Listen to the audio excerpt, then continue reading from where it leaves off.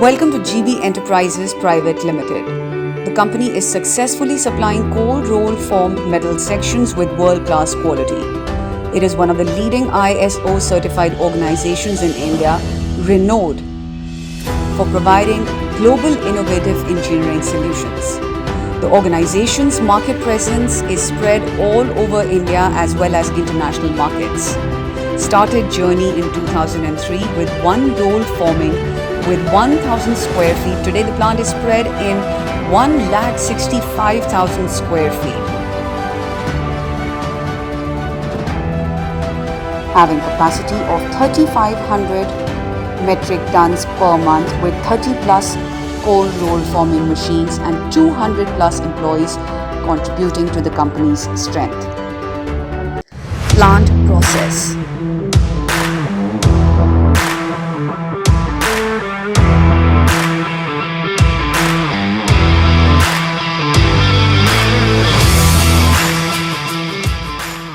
Slitting process. We slit mother coils up to 1600 mm width from 0.22 to 3 mm thickness with 30 tons coil capacity.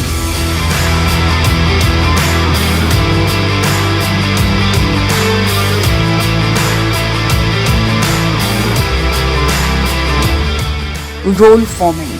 We have 30 plus cold roll forming machines which can roll form different types of open-end channels up to 4 mm in thickness and tensile strength up to 650 MPa.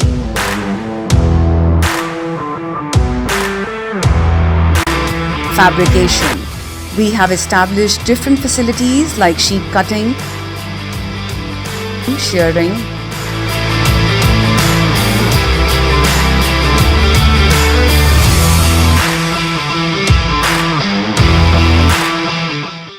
bending,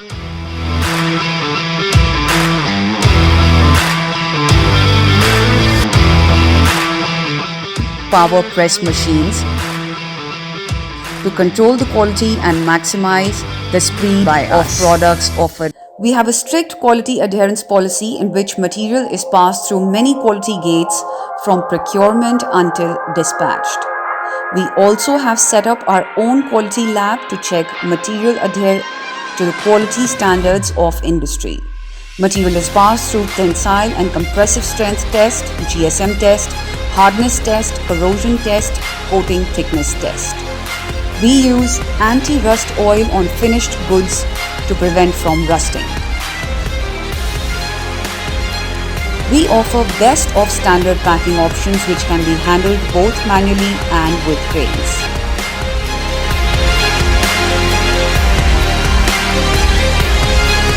We load the material in trucks using EOT cranes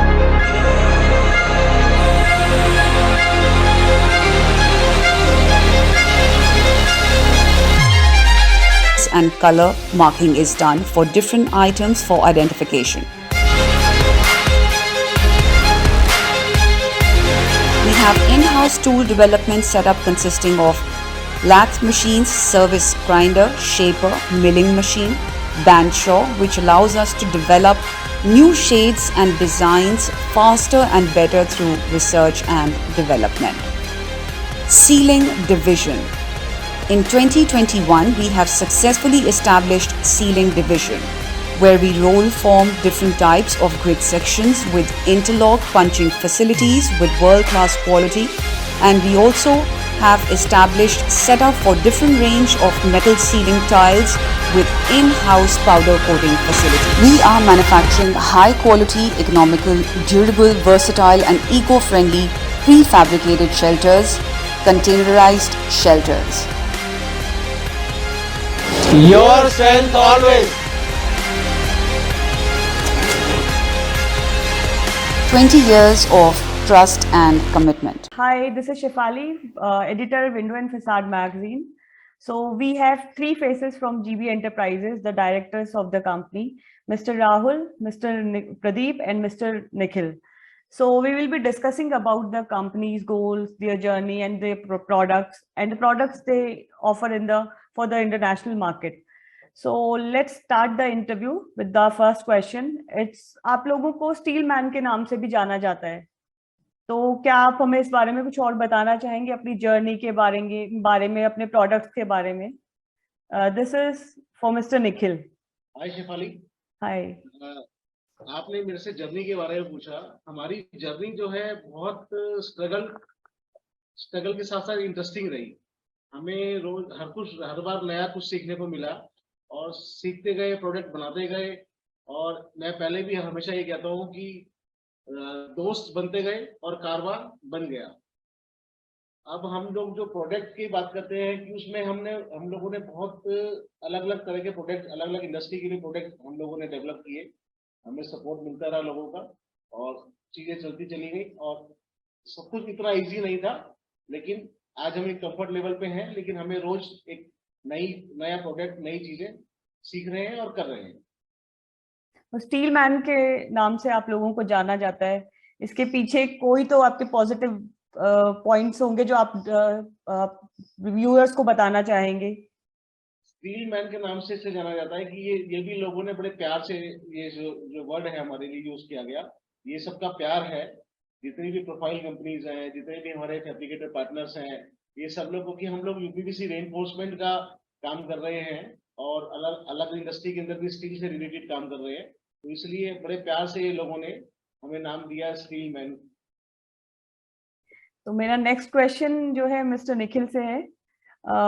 आप लोगों की GB enterprises की family कितनी बड़ी है, कितनी बड़ी आप लोगों की टीम है? हमारी टीम मैडम अप्रोक्सीमेट 250 पीपल्स हमारी पूरी टीम के अंदर है। और जिसके अंदर मतलब टोटल जो एक परिवार है मेरा, वो 250 लोगों के आसपास का परिवार है। और आगे ये परिवार बढ़ता रहे और हम लोगों सबके लिए ये प्रार्थना करते हैं कि सब लोग सुखी रहें और खुश रहें। तो मिस्टर राहुल, इतनी बड़ी टीम को हैंडल करना और मैनेज करना कितना डिफिकल्ट रहता है? किस तरीके से आप लोग मैनेज करते हैं अपनी टीम को? मैम कोई डिफिकल्ट नहीं है ये। हमने हायरकी बनाई हुई है, हायरकी से सब लोग काम करते हैं। बिल्कुल ग्राउंड लेवल का जो हमारा कोई एम्प्लॉय है वो भी बिल्कुल टॉप लेवल के मैनेजर को भी रिपोर्ट कर सकता है अगर उसे कोई प्रॉब्लम आ रही है, वरना वो उसे सिर्फ अपने मैनेजर को ही रिपोर्ट करना है, रिपोर्टिंग मैनेजर को ही रिपोर्ट करना है। मगर उसे कोई प्रॉब्लम आ रही है तो वो सीधा डायरेक्ट हमसे भी बात कर सकता है। ये बिल्कुल ओपन है हमारे एम्प्लॉयज में। तो ये कंपनी से ज्यादा एक फैमिली की तरह आप लोग अपना बिजनेस चलाते हैं। तो मेरा नेक्स्ट क्वेश्चन है मिस्टर प्रदीप से। आपके ओवरसीज बिजनेस के बारे में हम लोग कुछ जानना चाहेंगे कि कौन कौन सी कंट्रीज हैं जिसमें आप अपने प्रोडक्ट्स ऑफर करते हैं, कौन कौन से रीजन्स हैं? हमने मैडम 2016-17 में अपना बिजनेस स्टार्ट किया था एक्सपोर्ट का। उस टाइम हमने सिर्फ 0.6% ही एक्सपोर्ट किया था और टोटल बिजनेस में से अपने। वो आज वो ग्रो करते करते हमारा 15% तक पहुंच चुका है और हम कोशिश कर रहे हैं कि आने वाले टाइम में इसको 25-30% तक लेके जाएं। और अभी जो हम कर रहे हैं मिडिल ईस्ट एशिया और साउथ ईस्ट एशिया में एक्सपोर्ट कर रहे हैं और आगे और प्लानिंग है कि इसको वाइड करें।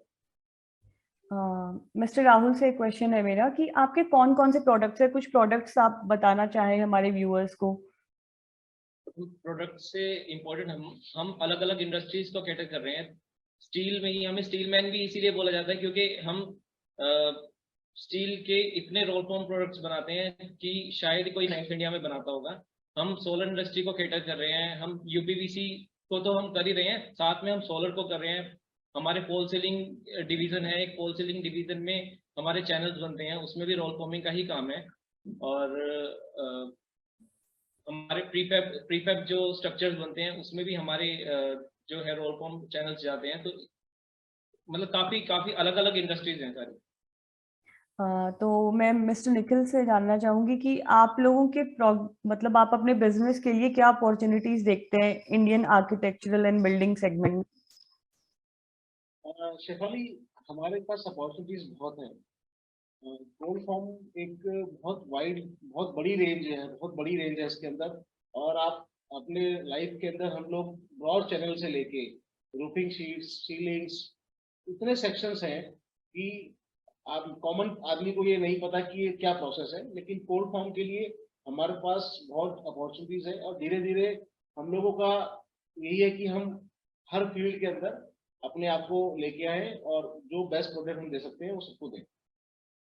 जैसे कि आप लोग आयरन स्टील मैन के नाम से भी जाने जाते हैं, एंड आपके प्रोडक्ट्स जो है वो ओवरसीज भी मार्केट होते हैं।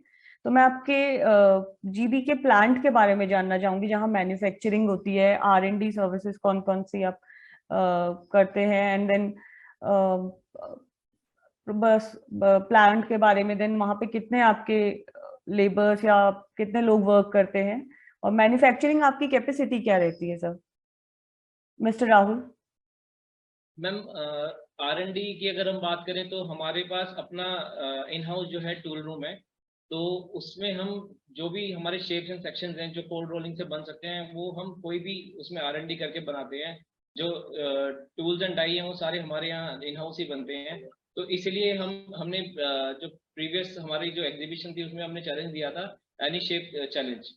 तो वो चीज हम करते हैं। जैसे प्रोफाइल कंपनी से भी हमारी बातचीत चलती है, जो उन्हें रिक्वायरमेंट होती है, जो उन्हें R&D करानी होती है रीइंफोर्समेंट के पॉइंट ऑफ व्यू से, वो भी हमसे ही कराते हैं हम लोग। मार्केट में अपॉर्चुनिटीज के अलावा कुछ चैलेंजेस आपको फेस करने पड़ते हैं, या कोई ऐसे चैलेंजेस, कोई ऐसे हर्डल्स जिनको आप अभी तक ओवरकम कर पाए हैं, या आगे प्लानिंग है उनको ओवरकम करने की? कुछ ऐसे चैलेंजेस भी हैं आपके बिजनेस के लिए? मिस्टर निखिल, आपसे ये क्वेश्चन है। हाँ, चैलेंजेस तो ऐसा कोई भी प्रोडक्ट नहीं है शेफाली कि चैलेंजेस ना हो। हमारे साथ चैलेंजेस बहुत छोटे छोटे भी हैं और बड़े बड़े भी हैं। प्रॉब्लम ये है कि अगर हम यूपीवीसी की बात करते हैं मेनली, अगर तो यूपीवीसी में कोई सिस्टम अभी इंडिया में अप्रूव नहीं है, चाहे हम उसको BIS बोले या कुछ बोले। अभी क्या है कि बस सबको स्टील जो है वो एक ऐसा लगता है कि बस हमें डालना है, एक फॉर्मेलिटी पूरी करनी है। 80% हमारे कस्टमर्स जो है वो क्वालिटी को अंडरस्टैंड करते हैं, समझते हैं, लेकिन 20% मार्केट ऐसी है जहां पर स्टील का कोई वैल्यूज नहीं है। मैन्युफैक्चरर्स आते हैं, काम कर रहे हैं, उन्हें बस स्टील को एक तरह से ये समझ लिए कि ये एक डालने वाली चीज है, वो कोई भी शेप हो या कोई भी थिकनेस हो। तो हमें ये सबसे बड़ी प्रॉब्लम ये होती है कि हम अगर कोई क्वालिटी प्रोडक्ट बेच रहे हैं और कोई सामने वाला उसकी क्वालिटी को मेंटेन नहीं कर रहा है, तो हमें प्राइसिंग को लेके और अपनी क्वालिटी को अंडरस्टैंड कराने के लिए वो हमारे लिए बहुत बड़ा हर्डल है। और ये हर्डल जो है यूपीवीसी इंडस्ट्री के लिए भी प्रॉब्लम है कि अगर आपने गुड क्वालिटी, गुड प्रॉपर तरीके से कोई चीज प्रोडक्ट नहीं लगाया है, तो उसका जो रिजल्ट आएगा वो अच्छा नहीं आएगा। तो ये सब लोगों को समझना होगा कि quality product as per the requirement, as per the wind loads हमें यूज करना है, जिससे कि फिर हमारे हैडल्स कम हो जाएंगे, उनके भी हैडल्स कम हो जाएंगे। तो ये सबसे बड़ी प्रॉब्लम है कि क्वालिटी कॉन्शियस जो है लोग, उनको और क्वालिटी कॉन्शियस होना है। कॉस्ट फैक्टर इंडिया में एक बहुत बड़ा चैलेंज रहता है, तो आप लोगों का क्या व्यू पॉइंट है इस बारे में? कॉस्ट फैक्टर शेफाली, आप ये बात की चलिए कि हम लोगों में एक बड़ी अच्छी सी कहावत है, हमें सस्ता, सुंदर, टिकाऊ तीनों चीजें चाहिए, cheap and best, every better product. तो जो सस्ता होगा वो बढ़िया नहीं होगा, ये भी नहीं कह सकते हम। तो हम लोग अपनी क्वालिटी को एक स्टैंडर्डाइज तरीके से लेके चल रहे हैं कि भाई ये एक बेस्ट प्रोडक्ट है, ये स्पेसिफिकेशन मटेरियल की ये बेस्ट होनी चाहिए। उसी तरह से हम कोशिश करते हैं कि अपने क्लाइंट को, अपने पार्टनर को समझाएं कि भाई ये प्रोडक्ट, इसका ये प्राइस है, इससे नीचे नहीं हो सकता, चलता है। तो मिस्टर प्रदीप से मेरा एक क्वेश्चन है कि आपका रिस्पॉन्स कैसा रहा है आपके प्रोडक्ट्स के लिए ओवरसीज मार्केट से? रिस्पॉन्स तो बढ़िया है, लेकिन कंपटीशन इंटरनेशनल मार्केट में भी बहुत है, क्योंकि वहाँ भी जो मैं मिडिल ईस्ट एशिया में काम कर रहा हूँ सारा, तो वहाँ भी क्वालिटी कॉन्शियस इतने नहीं है। वो भी मतलब ये है कि माल सस्ता चाहिए, वहाँ भी काफ़ी कंपटीशन मार्केट में काफ़ी है। बाकी हम कोशिश कर रहे हैं कि जितना हो सके हम काफ़ी, तो वो कंपटीशन काफ़ी है मार्केट के अंदर। इसमें मैं एक पॉइंट ऐड करूंगा। मेरा पर्सनल एक्सपीरियंस प्रदीप के साथ ओवरसीज में ये रहा कि हमने किसी पार्टी को कोई भी एक्स थिकनेस की कोटेशन शेयर की और ड्राइंग बना के दी। हमारे हर कोटेशन में ड्राइंग थिकनेस मेंशन होती है एज पर देयर रिक्वायरमेंट्स। हम लोगों ने जब वहां देखा कि प्राइस, हम लोग जो रॉ मटेरियल प्राइस है उससे भी नीचे दे आर बाइंग, तो हमें देखा कि भाई जब हमने कहा सर आप अपना जो आप प्रोडक्ट ले रहे हैं प्लीज शो अस। हमने जब वो प्रोडक्ट लिया और देखा, हमने उसकी थिकनेस मेजर की, उसका वेट मेजर किया, डायमेंशन मेजर की,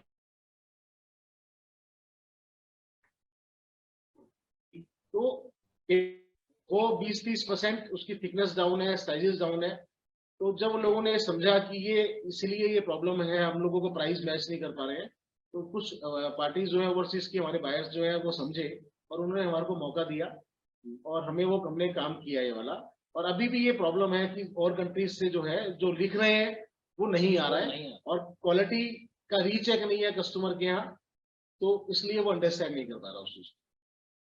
तो एक क्वेश्चन इसी से रिलेवेंट है कि इंडियन मार्केट और ओवरसीज मार्केट, इन दोनों में कितना डिफरेंस है और ज्यादा इजी इंडिया मार्केट है या फिर फॉरेन आप लोगों के लिए? चलिए ये बहुत बहुत बहुत ट्रिकी क्वेश्चन है। इंडिया मार्केट तो हमारा घर है, हमारा देश है, हमारे अपने लोग हैं, तो हम ये नहीं कह सकते कि यहाँ मुश्किल है। और ओवरसीज में जो फेयर डेवलप करना है वो बहुत मैटर करता है और हम लोग कोशिश कर रहे हैं इतने सालों से जब से काम कर रहे हैं कि हमारा फेज जो है डेवलप हो रहा है धीरे धीरे, लोग समझ रहे हैं कि हम जो बोल रहे हैं वो देंगे। तो आप लोग, हाँ जी, जैसा मेरा मिडिल ईस्ट में काम है, तो मिडिल ईस्ट में अब 80% लोग जानते हैं कि इंडिया में जीबी है जो काम कर रही है इंटरनेशनल मार्केट के अंदर। तो मिडिल ईस्ट के अलावा आप, मतलब इंडिया क्वालिटी के हिसाब से जीबी जो है कि क्वालिटी अच्छी है, तो जो भी उधर रेफरेंस रहते हैं वो सारे वहाँ पे साउथ इंडियन लोग हैं, तो सब एक दूसरे से लिंक है, तो उनको रेफरेंस जो भी लेता है तो जीबी का रेफरेंस देता है कि इंडिया में जीबी की क्वालिटी अच्छी है, आप जीबी का मटेरियल यूज करें। तो मिडिल ईस्ट के अलावा और कोई रीजन भी आप लोग कवर करने का सोच रहे हैं आगे फॉरेन में? हम कोशिश कर रहे हैं कि पूरा जो फिलीपींस एरिया है यहाँ पे करीबन में भी middle east south east Asia में करते हैं, अभी प्लानिंग है कि ऑस्ट्रेलिया साइड भी शुरू करें। तो कुछ माइलस्टोन्स जो आपने डिसाइड किए हुए हैं कि नेक्स्ट 4-5 इयर्स में आप लोग वो अचीव करेंगे, कुछ माइलस्टोन्स और गोल्स आपके हैं कंपनी के रिगार्डिंग, एक्सपेंशन प्लान्स हो या प्रोडक्ट रेंज में कुछ आपको कुछ इंक्रीज करना हो या कुछ भी आपके प्लान्स हैं, आप लोग प्लीज एक बार हमारे व्यूअर्स के साथ भी शेयर कीजिए। हमारे जो शेफाली प्लान्स हैं, जैसे मैंने बीच में पहले भी कहा था कि अपना एक्सपोर्ट बिजनेस को हम लोग अपनी टोटल सेल से 30% तक अचीव करना चाह रहे हैं।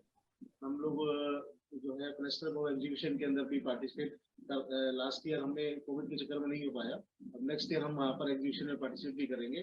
एक्सपोर्ट के साथ साथ जैसे मैंने कहा कि कोल्ड फॉर्म एक बहुत बड़ी रेंज है प्रोडक्ट वाइज, तो हमारा विजन और जो हम लोग सोच रहे हैं जिस तरह से हम काम कर रहे हैं नेक्स्ट 4-5 ईयर में हम लोगों की पूरी कोशिश है कि हम लोग एक्सपेंशन तो कर ही रहे हैं, और दूसरा कि कोई भी फॉर्मिंग से प्रोडक्ट रिलेटेड जो कोई भी प्रोडक्ट है उसका सेटअप हमारे पास हो, और अगर कोई हमारा कस्टमर ये सोच रहा है कि मुझे ये सेक्शन या ये शेप कहाँ से मिलेगी, तो वहां पर उसके माइंड में जीबी सेट हो कि भाई ये जीबी के पास मुझे ये मटेरियल मिल सकता है।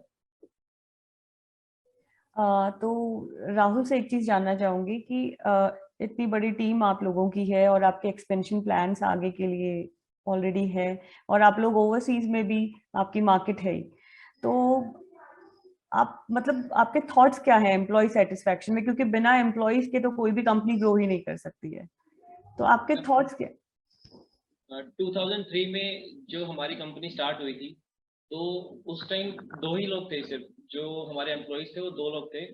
तो मैं एम्प्लॉय मोटिवेशन के लिए तो बोलूँगा सेटिस्फेक्शन के लिए कि वो 2 लोग आज भी हमारे पास वैसे ही काम कर रहे हैं, मतलब जो 2003 से जो लोग थे वो भी अभी तक हमसे जुड़े हुए हैं। तो जो एम्प्लॉयज हैं, हम एम्प्लॉयज के लिए ट्रेनिंग प्रोग्राम सब कराते रहते हैं ताकि उन्हें भी आगे बढ़ने का और सीखने का मौका मिले, तो उन्हें कंप्लीट सेटिस्फेक्शन रहती है इस चीज के लिए। आज के टाइम में जो है जो पैसे से ज्यादा, सैलरी से ज्यादा इंसान को सीखने के लिए, अपनी ग्रोथ के लिए देखता है इंसान, तो हमारे एम्प्लॉयज काफी सेटिस्फाइड है इसके हिसाब से। तो आई होप कि आपकी टीम आगे भी ऐसे ही बढ़ती रहे और आपके साथ जो पुराने से लोग जुड़े हुए हैं वो आगे भी जुड़े रहें। और एक मैसेज जो आप इंडस्ट्री को देना चाहते हैं या अपने कस्टमर्स को देना चाहते हैं हमारे चैनल के थ्रू? शेफाली मैसेज मेरा बड़ा क्लियर है, सब मेरे दोस्त लोगों को, मेरे पार्टनर्स को, हमारे साथ एसोसिएट जितने भी लोग हैं उनको, कि हम आपकी सेवा ऐसे ही करते रहेंगे, आपका साथ हमेशा देंगे। क्वालिटी प्रोडक्ट के अंदर हम आपके साथ R&D का है, प्रोफाइल सिस्टम कंपनी के साथ कुछ भी नया डिजाइन का है, तो हम लोग साथ में रह के ही ग्रो करेंगे और सबके लिए बहुत अच्छा रहेगा कि हम लोग साथ जुड़ के रहें। और मतलब मेन मोटिव ये है कि हमारी टैगलाइन भी है कि यूर स्ट्रेंथ ऑलवेज। हम आपके साथ और आप हमारे साथ हमेशा कंधे से कंधा लगा के साथ रहे, और दोस्ती बनेगी, व्यापार होगा, काम होगा, सब ग्रो करेंगे। तो आपने जैसे बताया कि आप एग्जीबिशंस वगैरह में भी पार्टिसिपेट कर रहे हैं इस साल भी और नेक्स्ट ईयर भी, तो कुछ मोटिव और एग्जीबिशन से आप लोग क्या सीख करते हैं अपने लिए, अपने बिजनेस के लिए? आप रिलेशनशिप मेंटेन करना है या फिर ऑर्डर कुछ आपको फाइनलाइज करना है ड्यूरिंग द एग्जीबिशन? हमारा जो फोकस है जो हमेशा रहता है क्योंकि हम लोग ऑल इंडिया काम करते हैं कस्टमर के साथ, हम लोग मिल नहीं पाते हैं। एग्जीबिशन में पार्टिसिपेट का हमारा मेन रीजन ये होता है कि हम उनके साथ मिले, सब लोग आते हैं हमारे भाई लोग, हम लोग उनके साथ बैठे हैं, उठे। उनकी सबसे बड़ा, अगर मैं किसी भी क्लाइंट को विजिट करता हूँ, किसी भी पार्टनर को विजिट करता हूँ, तो सबसे पहला मेरा क्वेश्चन होता है कि भाई मेरे यहाँ से आपको प्रॉब्लम क्या आ रही है। मेरी टीम की तरफ से या मेरे यहाँ से जो भी कुछ भी इश्यूज हैं, मैं सबसे पहला क्वेश्चन ही मेरा उसके साथ ही होता है कि भाई बता प्रॉब्लम क्या है। हमारी कोई प्रॉब्लम आप बताओगे तो ही हम उसका सोल्यूशन निकाल पाएंगे, और हमारी कोशिश ये रहती है कि हम सबके साथ जो है उस सॉल्व करके आगे कोई प्रॉब्लम रिपीट ना हो। तो मेन जो हमारा फोकस है रिलेशनशिप मेंटेन करना, सबसे मिलना और सबके सुख दुख में साथ खड़े रहना। इससे ही आगे बिजनेस भी ग्रो होता है। और आप इसी से रिलेवेंट एक क्वेश्चन है, आफ्टर सेल सर्विसेज के बारे में मैं आपसे जानना चाहूंगी। आप लोगों की आफ्टर सेल सर्विसेज के बारे में कैसा रहता है, कैसा आप लोग आफ्टर सेल्स भी अपने कस्टमर से कनेक्टेड रहते हैं? अगर कुछ उनको कोई आगे कोई प्रॉब्लम फेस हो या कुछ भी हो, तो आप लोग उनसे कनेक्टेड रहते हैं? आफ्टर सेल सर्विसेज आप प्रोवाइड करते हैं अपने कस्टमर्स को, उसके बारे में भी जानना चाहूंगी। आफ्टर सेल सर्विस हर चीज, हर कंपनी के लिए, हर प्रोडक्ट के लिए बहुत मेन पॉइंट है। हमारी पूरी कोशिश रहती है, जैसे मैंने आपको पहले भी बताया कि हमारे साथ प्रॉब्लम किसी को है, कोई कंप्लेंट है, तो हम सबसे पहले सुनते हैं उसको।